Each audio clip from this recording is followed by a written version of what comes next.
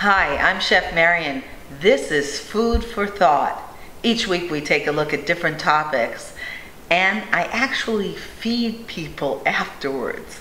Usually we have a studio audience, but today we're simply talking about food and women. I've got Sandra Blackie with me.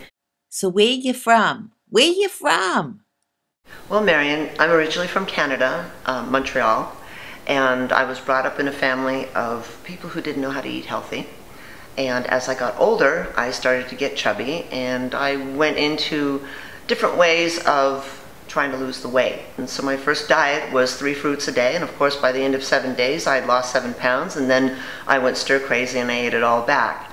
So I eventually went back to school. I have a BA in Recreation and Leisure Studies. I have a Certified Sports Nutritionist certificate, numerous personal training certificates, and I've worked for about 5 years in the personal growth community, and I bring some of those thoughts and philosophies into my nutrition and personal training business. I'm also an ex-professional bodybuilder with the IFBB, that's the International Federation of Bodybuilders. So that means that I accomplished being one of the top 20 professional bodybuilders on the planet. I'm also qualified, nationally qualified in 5 other sports. So you can obviously see that my relationship with my body has always been very active, but my relationship with food and my body image has not always been like it is today. Picture your food growing. It's that easy. There are so many right things that we can do, and there are so many things that we can do that are detrimental to our health. So when I have a client that comes in with all the questions, I hone in on getting them to eat foods as close to Mother Nature as possible. So I always encourage the women that I work with, and the men as well, to eat natural starches and grains from Mother Nature, fruits and vegetables, healthy plant fats, and lean animal proteins. So that's really just the starting point. You know, we can get into a more detailed conversation of the quality of the foods. We can get into a more detailed conversation about where do our foods come from and how healthy are they. But each individual person would probably have to do their own personal research to find out exactly where the foods in their grocery stores are coming from. So in the beginning, I keep it simple. Foods from Mother Nature. I think women have a whole different relationship with food than men do. I can literally, after 27 years of looking at food journals, look at a journal and tell you what gender it is without knowing who gave it to me. Sweets for the sweet. I used to go to a spa once a year, twice a year, for a week at a time, all women, and it was really great. And I learned a lot about nutrition, health, working out. Food and exercise, I'm sorry to say, that's the key. Little by little, I started to realize they weren't asking me to change my life. They were asking me to make baby steps. And now, when I feed people, I will make little adjustments, little changes, teach them how to cook that way, just a little bit changed. You have that experience too, don't you? Talking about baby steps, if a woman makes the decision, or a person makes a decision, to look at all the things they're consuming in a day and says, I'm going to remove 100 calories.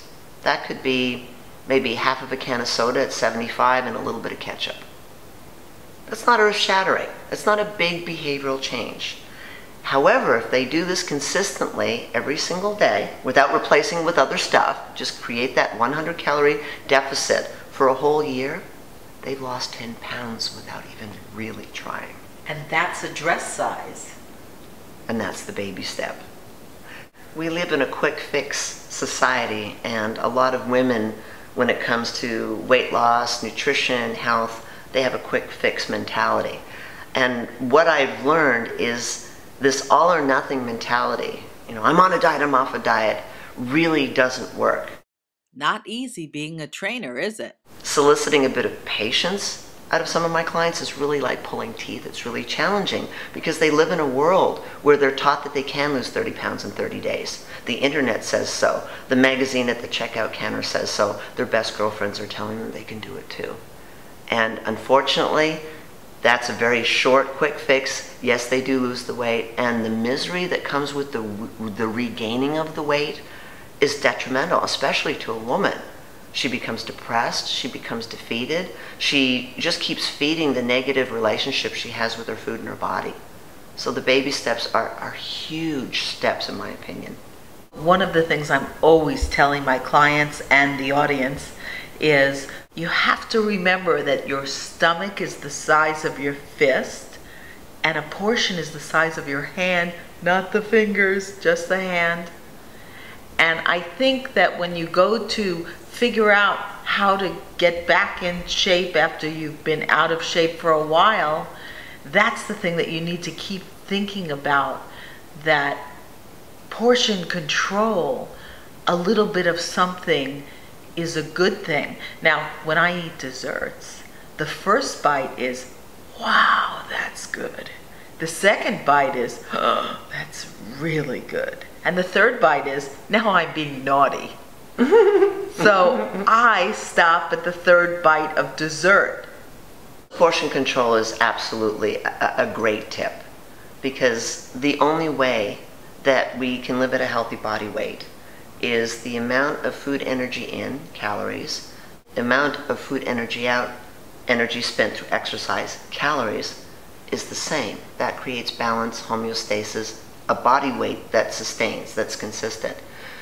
When our goal is to shed excess body weight, portion control comes into play because we have to create a calorie deficit. So I always tell people exercise comes first. Yeah, did you have to say that out loud? Okay, I want the best advice you have for my audience. Improve the quality of the fuel that you put in your machine. Improve the quality of the food that you're putting into your body.